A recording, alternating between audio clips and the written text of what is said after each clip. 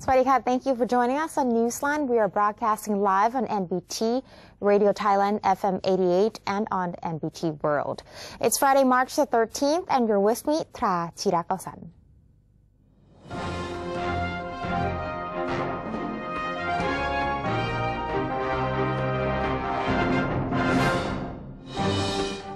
And welcome to today's segment of Thailand Moves Forward. In our first story, Prime Minister has ordered the postponement of the new land and property tax policy as it is not suitable for the current economic situation.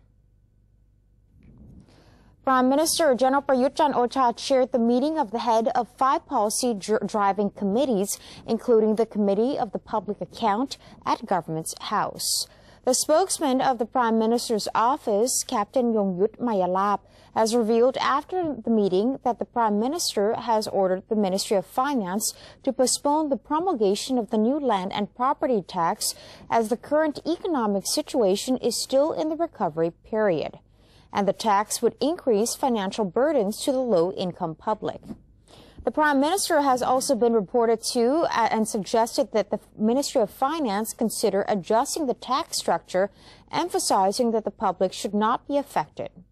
The postponement of the land and property tax will be indefinite, and this decision was not reached through public pressure, but rather a conclusion from internal discussion, according to the government spokesman.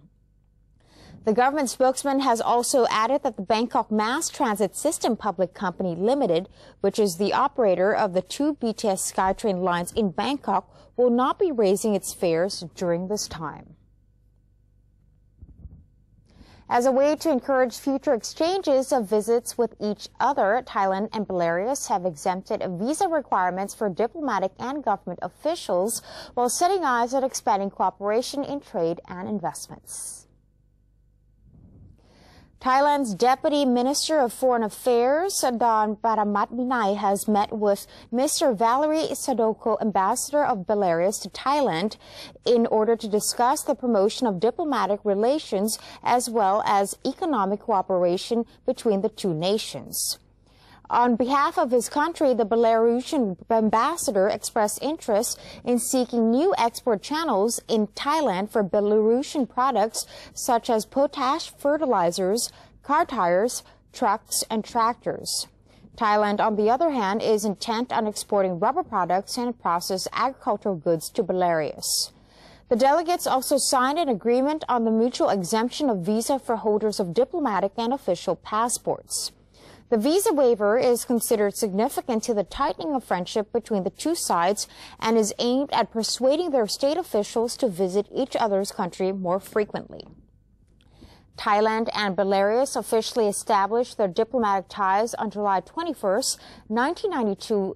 Last year, bilateral trade was worth over $78 million, while nearly 14,000 visitors to Thailand came from Belarus. Commerce Minister General Chatchai Sarikalaya said Thailand and China have reached in principle an agricultural agreement in which the latter will buy 2 million tons of rice and 200,000 tons of pear rubber from Thailand. Under the agreement, 1 million tons of rice to be sold to China will be from government stockpiles and the rest will be new grains.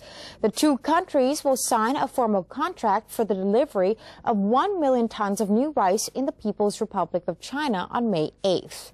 Representing the Thai government in signing the contract will be the Foreign Trade Department, while China will be represented by its National Cereals, Oils, and Foodstuff Corporation.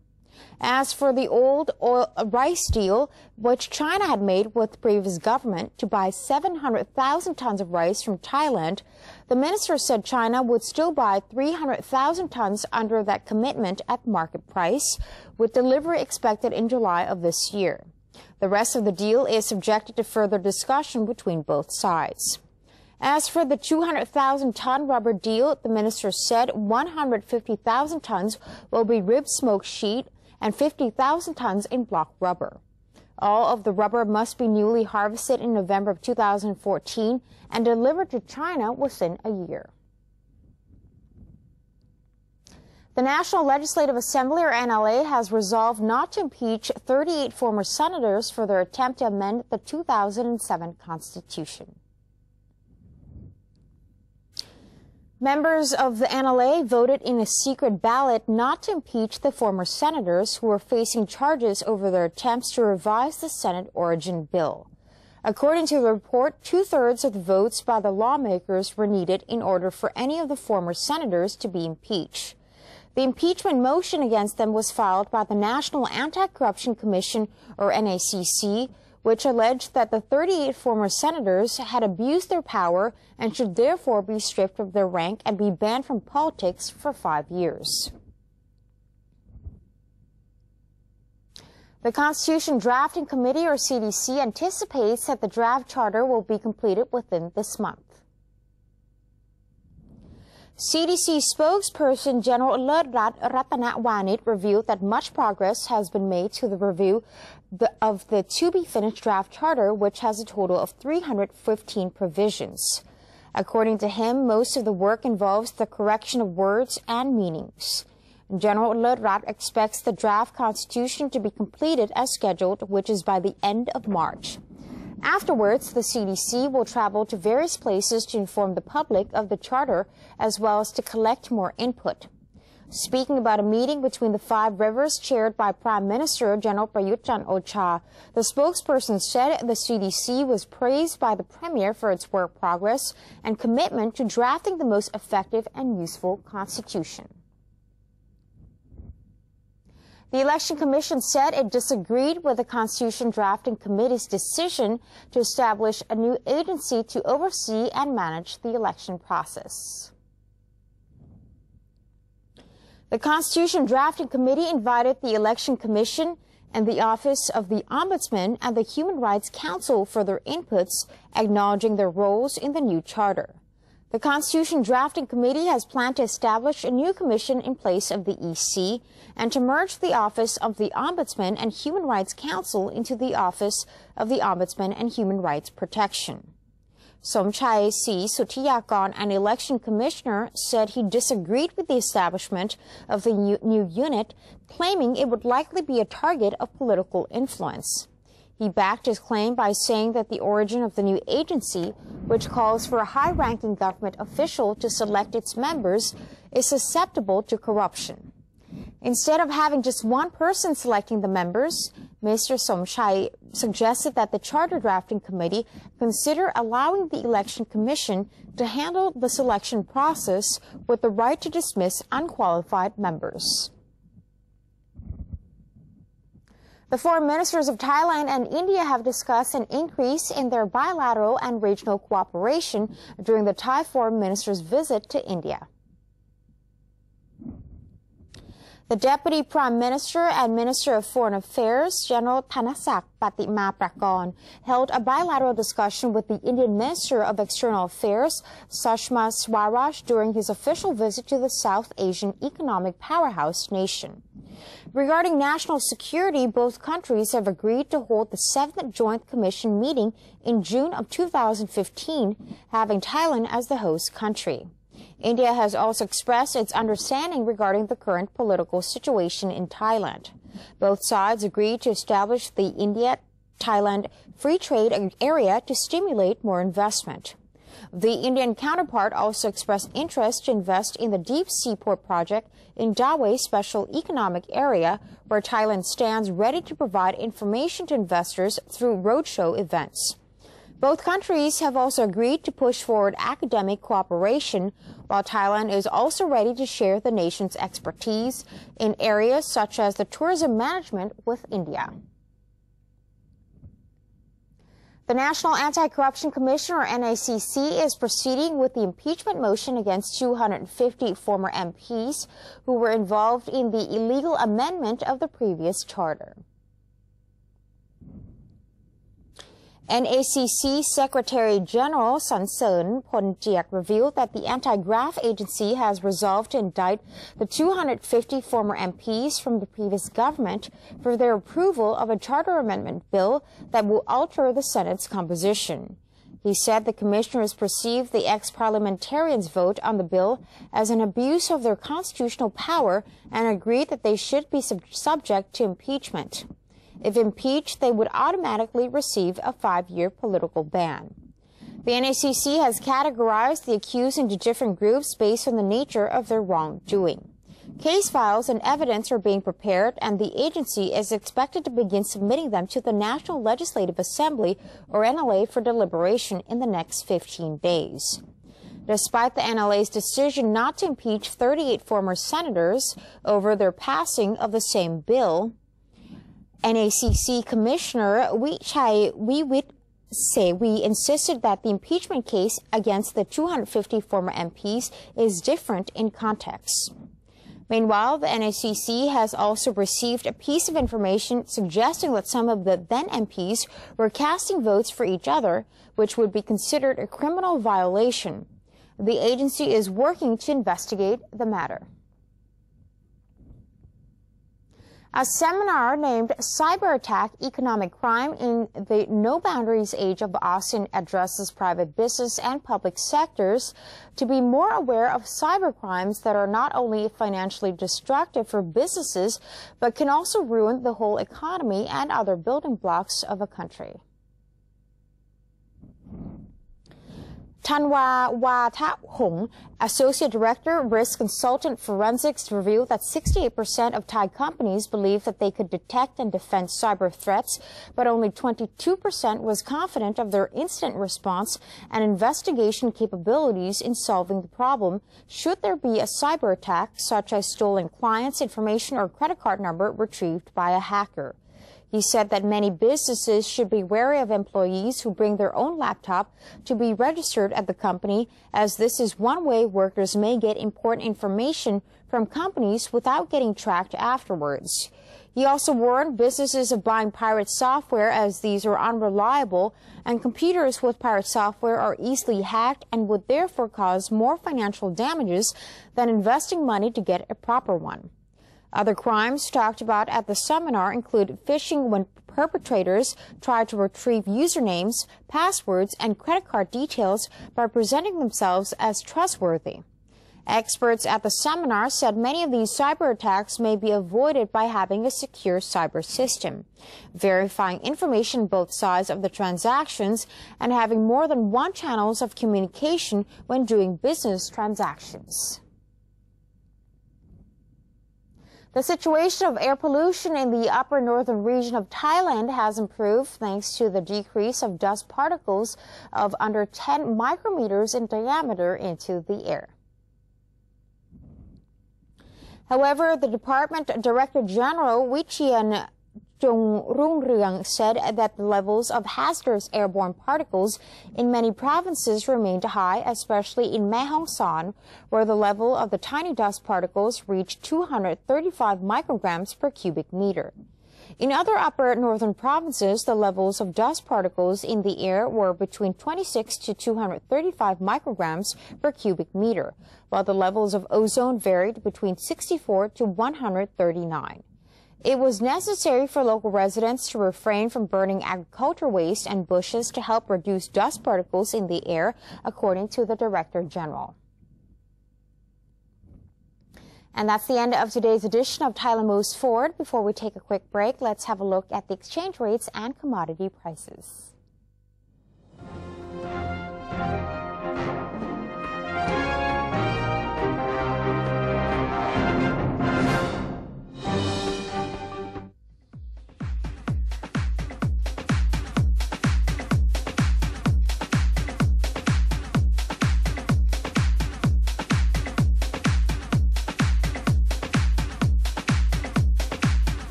To maintain a strong nation, Thailand is promoting 12 core values for the good of the people. The fourth core value: seeking direct and indirect knowledge and education.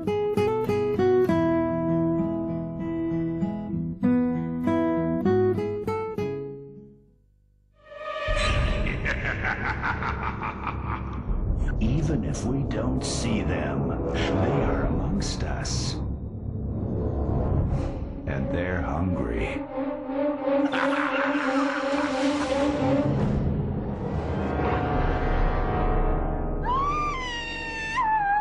Slay your power-sucking monsters. Take their power away. Think when you plug. NBT World, a 24-hour English language television service operated by the National News Bureau of Thailand, or NNT, is designed to bring the most reliable information about Thailand to the international community. NBT World is available on various platforms, including via C-band set-top boxes, GMMZ Channel 202, PSI Channel 272, and a live stream on thainews.prd.go.th/newsing. You can also follow us on facebook.com/NNT News or download the PRD News EN application on your smartphones. NBT World, a vision of Thailand.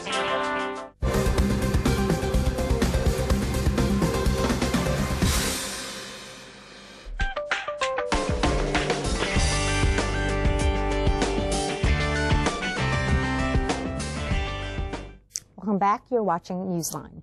The Mekong River is a trans-boundary river that flows from China through to many countries in the Southeast Asian region. For many years, drug smugglers have used the river and the vast surrounding environment to transport narcotics and other illegal substances into countries downstream in this region and even through to other parts of the world.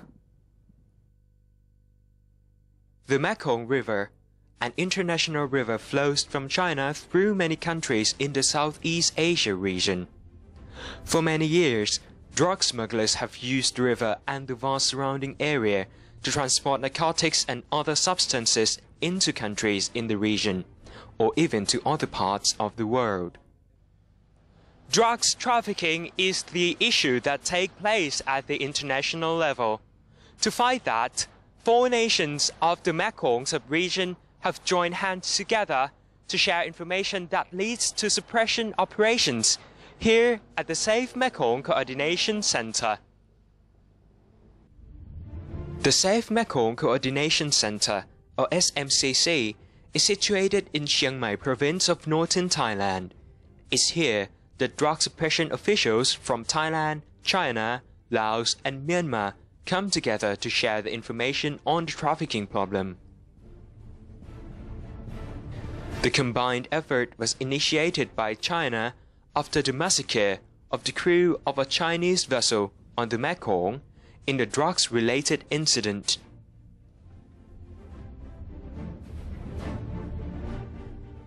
เริ่มตั้งแต่ปี 2556 เนี่ยมันมีเกิดเหตุการณ์วิกฤตในแม่น้ำโขงนะครับปัญหาต้นตอคือเกิดจากปัญหายาเสพติดนะครับก็มีการเซตอัพ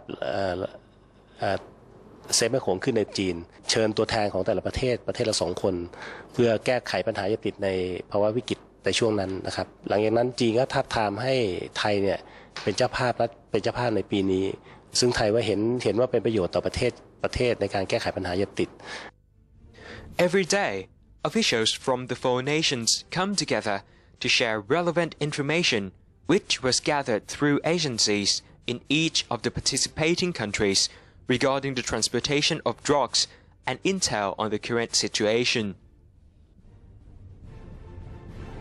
In Thailand, for instance, information on the suspects or the evidence may be gathered by the Royal Thai Police, the Customs Department, the Immigration Bureau, the Office of the Narcotics Control Board, as well as other agencies. After all the information has been shared, suppression operations will be executed by agencies in each country based on the location of the activity. เจ้าหน้าที่แต่ประเทศเนี่ยจะมีช่องทางที่ติดต่อผู้บริหารของเขาซึ่งสามารถสั่งการได้โดยตรงในพื้นที่เราสามารถที่จะส่งไปให้ฝ่ายบริหารได้ตัดสินใจและสั่งการลงมาในชุดปฏิบัติในพื้นที่ได้ทันที From this key achievement, the center is now being considered for an extension of its operation based in Chiang Mai until the end of 2015. The host country will, however, rotate among member countries. The action shows the determination of the countries involved to eradicate the drug smuggling operation. The multinational campaign against illegal drug importation is set to evolve into a rapid response force capable of ending the scourge of drug smuggling on the Mekong. This is Thanakorn Sangiem reporting. The Halal Institute at the Prince of Songkhla University, located in Songkhla province in southern Thailand, has played a vital role in promoting the development of halal food and the service industry in the region in many aspects. It has established a model laboratory for the private sector to follow on how to properly produce halal food under Islamic dietary guidelines. Kun Suchani Rungmunpan reports from Songkhla province. The halal industry has been growing tremendously, along with a thriving Muslim population worldwide. According to the World Muslim Population Census in 2014, there are 2,038 million Muslims in the world, with an expected growth of 35% by 2030. This accounts for the boom in the halal food industry around the world, including in Thailand, where Muslims are 4.56% of the country's population. Songkhla is Thailand's important border city with Malaysia, where the majority of people are Muslims. Therefore, halal products and services industry here are on a large scale. The Halal Institute at Prince of Songkhla University plays an important role in promoting improved quality of halal food and services in the south of Thailand, with an outstanding integrated standard system in terms of product knowledge, a data center, and manufacturing laboratory. This laboratory is for the manufacture of processed meat products. We designed it to be a model for the local community and for SMEs. The halal food manufacturing procedures here comply with GMP standards, including the design of a building, its floors, and even the lighting system. The main principles of halal food manufacture are that the food is produced under Islamic dietary guidelines, starting with the source of ingredients, and that also there's no contamination by prohibited ingredients, the so-called haram. The last principle is food safety, which refers to the building itself and to hygienic practices such as dress code and food handling, about which much international information already exists. Halal food and services development in Songkhla focuses on the entire circle of products from manufacturing to the logistics system. The outcome is aimed at enhancing the quality of life of the Muslim communities in the country and cooperating with foreign countries to increase the capacity of the halal food industry in Thailand. Sushani Rumanpon reporting.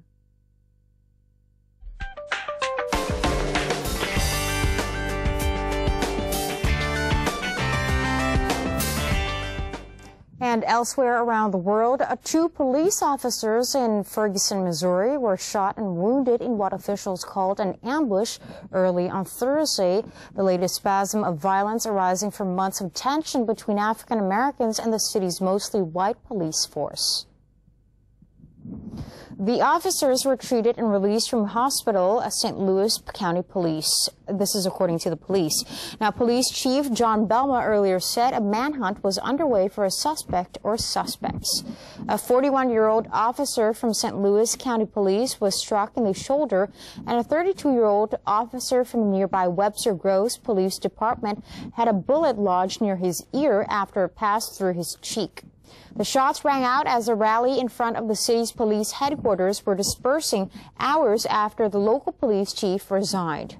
After months of criticism, Police Chief Tom Jackson quit in the wake of a scathing U.S. Justice Department report finding his force was rife with racial bias. The St. Louis suburb was thrown into turmoil in August by the killing of an unarmed black teenager by a white policeman, thrusting it into the center of intense national debate over law enforcement's use of deadly force against minorities. St. Louis County Police and Missouri State Highway Patrol are taking over security at protests in the city of Ferguson, Missouri on Thursday evening after the 2 police officers were shot overnight. And that's it for today's edition of Newsline. For any comments or suggestions, please feel free to email them to us at newsline.nbt@gmail.com. You can also follow us on Facebook. Just simply type in NNT or check out our website at thainews.prd.go.th/newsing.